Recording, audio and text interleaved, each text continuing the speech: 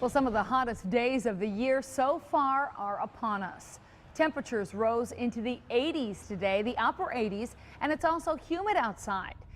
If you were along the lakeshore, then the conditions were a little more comfortable, but there were winds to worry about there as well. Yeah, lakeshore concerns making beach swimming potentially dangerous. So right now, in fact, there is a warning out for Door County.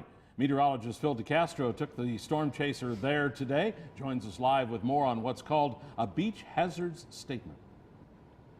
Well, Tom, the beach hazard statement was issued this morning by the Green Bay National Weather Service. The concern was for strong currents and for waves of 2 to 4 feet being kicked up by strong winds out of the south, creating dangerous swimming conditions along Lake Michigan. And right now, the Fox 11 storm chaser is picking up winds out of the south at about 10 miles per hour, out of the south to south-southwest, and that's from the instrument pod that's right up on top of the car.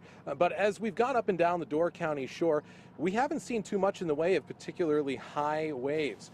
There's been a lot of chop out there for sure, but that's really been about it. A small sailboat was just getting started out on the water at our first stop. And then in Sevastopol, near the boat launch where we are now, people were kayaking and walking along the beach. And at Whitefish Dune State Park, swimmers were enjoying the water in the swim areas, but most people seem to be more worried about the water temps hovering around 50 degrees than the waves themselves. Primarily about 1.5 to 2 foot waves. We haven't seen anything in the 4 foot range.